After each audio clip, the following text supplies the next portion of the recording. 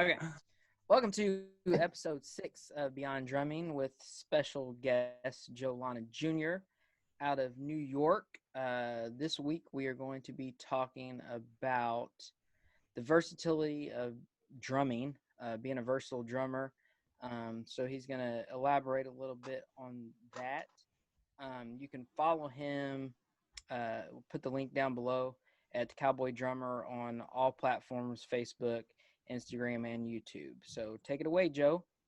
Yeah, well, first of all, I want to say thank you guys. I appreciate you guys hitting me up to come on. I know Ray, we tried to do it a couple times, but things didn't line up. But it's cool that we're doing it now. And yeah, I love what you guys are doing. So thank you for that. And yeah, I don't know. I wanted to kind of just talk about being a drummer, man, because I feel like you got to be versatile, you know? Versatile. What do you guys say? That works. Versatile. Versatile. Tomato, potato thing, Yeah. whatever.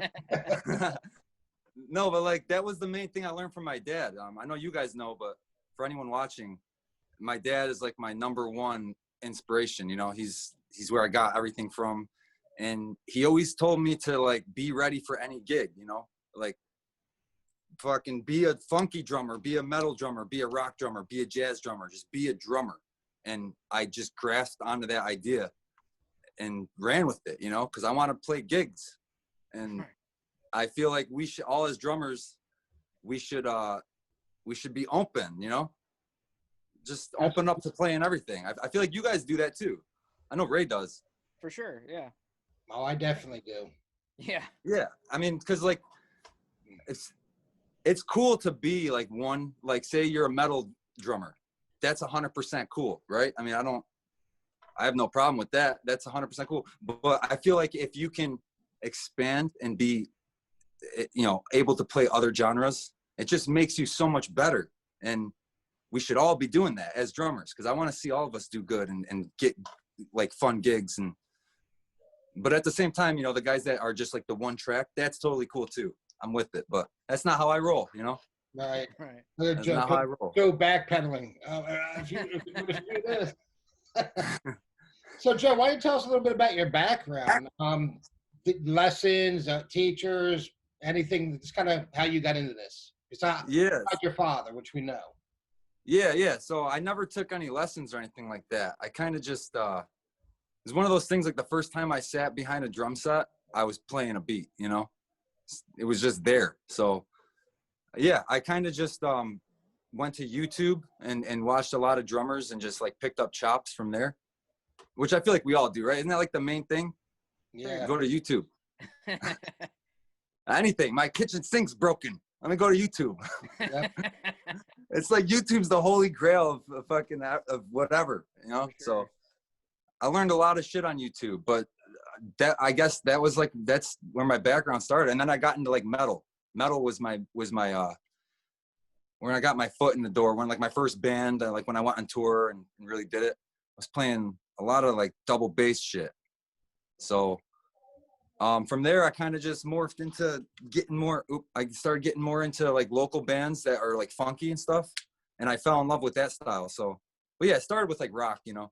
Right. You toured. Where did you tour? Yeah, I toured with you know that band Ice Nine Kills? They're metal, like screamo, but they're popular.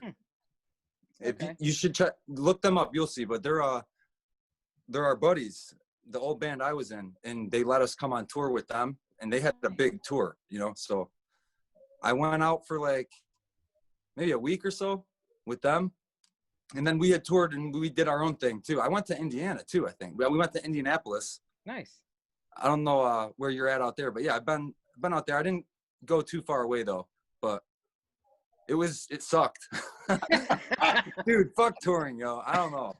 Unless you're like playing with, you know, fucking Justin Bieber. If you're a big band, then okay, but at that low level, it sucked. Was it just like hauling gear around, or just the places you had to play, or what? Yeah, dude, hauling gear like every night. You didn't make money. Like, forget that, right? Making money was not a thing. So you spent money. You came back from tour broke, you know, and not only that, but you would, like some shows we played, dude, we did 2 songs and they kicked us off. Oh, Because Wow. yeah, because they were late setting up. It was stupid. It was like horrible. Just you play your local gigs, and which we can't even do right now. Like brutal. I haven't played out. Are you guys playing? I don't know. What's going on? I was supposed to play it last Saturday, and then the bar owner said, "No, let's just wait till after the new year." So I've See, had one gig in the last 2 months. This is supposed to be the second, and they canceled it. So that's a shame. Ray, what about you? Are you playing?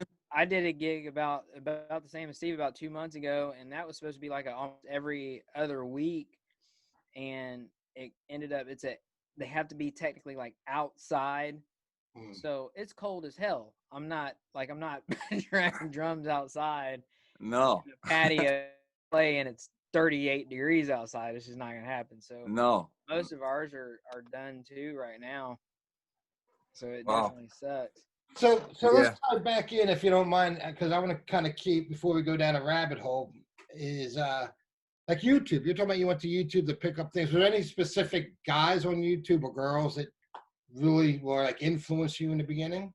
Yeah, that's a good question. Actually, there is. You guys know that Mike Johnson, dude? Of course, yeah. Of course, right? Yeah. He helped me do a lot because he's very like okay, because when I was playing the metal shit, I'm just doing double bass, right? And I'm doing just I'm not playing like grooves and stuff. But Mike Johnson, he was the guy that helped me like learn the funkier stuff because you know his style, and he does like more like a lot of rudiment stuff around the kit. That's what he's good at. He'll take like a rudiment and just put it around the kit in like a really cool way. So I fell in love with that shit, man. I mean, that shit is cool to just do like little accents and making like little noises. It was like a totally different world from doing, you know, dig it again, dig it, dig it, dig it, dig it, dig it, you know. Right. Who else though? Sarah Sarah Thor. Sarah Thauer, yeah, Yeah. I watched her play. I didn't see like lesson videos or anything like that at the time. I know she has a Drumeo out, but I just watched like clips of her, and I used to save the videos. Like I would rip the video off of YouTube, and then I would slow it down and see what she's doing. You know? Right. You ever done that? Like just like put it in. For sure. Yeah, slow it down. See what the heck's going on. I learned a lot from her too, just from doing that. I mean, but also, dude, my dad was like my main. Aside from the YouTube, I would just watch my dad a lot. You know. Was your dad schooled? Was he? Could your dad read music? No, he didn't do none of that. He just played. Yeah, so which I don't really read either. I mean, I played saxophone in high school, and or in middle school actually, and I learned how to read like notes and all that stuff. But I don't know if it stuck with me. It didn't, I guess. Oh, no. So, but yeah, he didn't read, and I didn't. We just listened to it and play. You know. Right. Okay. When I think of versatility, like that's a big thing because I mean, Steve, me and you have talked about it. Like, you know, I don't read music, but like, yeah, you can sit down with me, tell me what to do, and play it, and I can follow it. I think a lot of drummers, honestly, are just really good at picking up the rhythm and hearing and playing what they hear, and then 100%. taking that and making it their own type of music, like just doing what they are feeling with whatever music they're playing. 100%.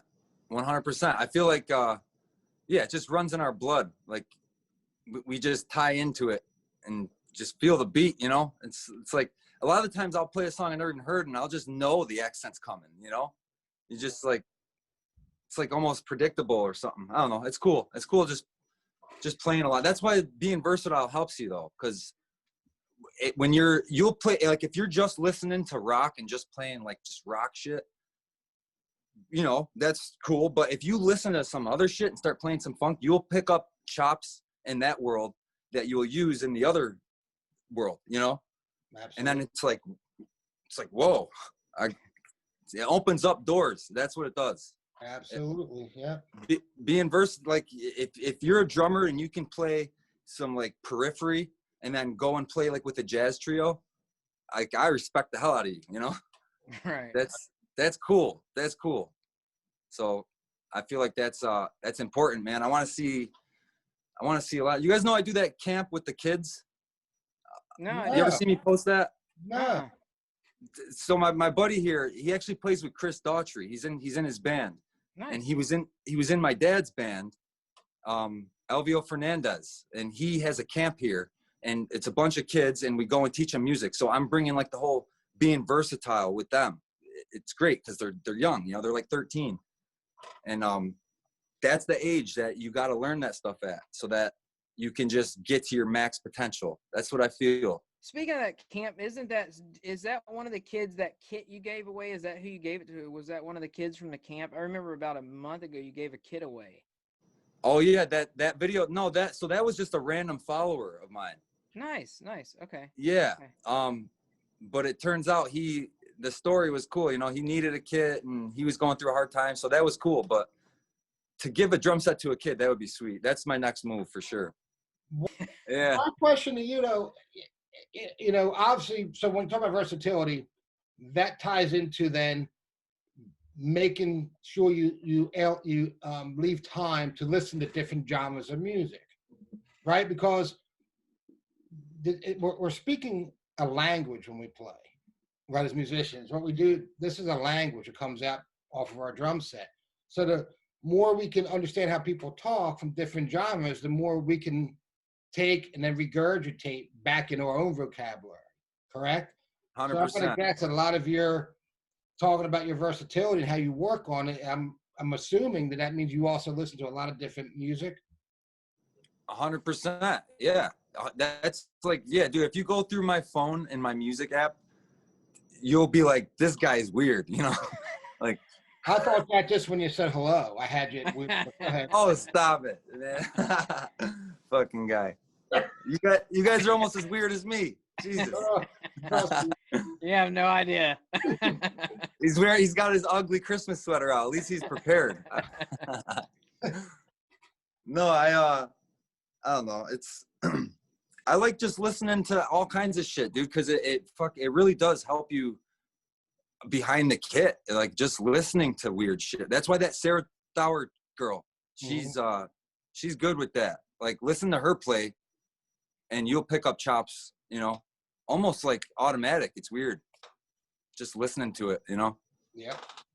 Who would you say are your top, say, 3 or 4, at least now, the current influences? Oh, that's good. Dude, so my main drummer right now is Eric Moore. He's, in my opinion, he's the greatest drummer out right now. That's just, you know. Everybody's. What's that? I think he's everybody's like favorite, right? I'm gonna guess Tony Worcester Jr. doesn't feel that way about Eric Moore. Oh, you know what I mean? Tony's a freaking animal too. Yeah. Oh my God. I remember actually, shit, dude, one of the first drum videos I saw was Tony Royster Jr. when he was probably 9 years old. Yeah. You remember that video? I remember that video. Remember that video? Got me. Yeah. Dude. Amped up. Who's his father though? Because was his dad a drummer? Because he goes by Junior. I don't know. I don't or is know. That just? I don't think I never looked at it. You know, it's funny and it's sad if that's the case that his dad was, because everybody only knows Tony Worcester Jr.'s name for drumming. You know what I mean? He surpassed him, yeah. But I mean, I know he studied with Dennis Chambers and stuff, so he was kind of like a prodigy at a young age. Yeah, he's a super versatile. If you want to talk about versatility, that guy, him and Eric Moore. I mean, dude, Eric Moore played with fucking Suicidal Tendencies, and like now he's playing with like Eros Mazzagatti, you know, like two totally different, like kills it, completely kills it. That's exactly like what I aspire to be behind the drums, you know. Anyone can call, like if you get a phone call from anyone, you want to be able to say, yes, I'm there. Blues, we're doing a blues gig. Okay, I'm in. We're doing a Twisted Sister tribute night. Like I'm there, you know? Right.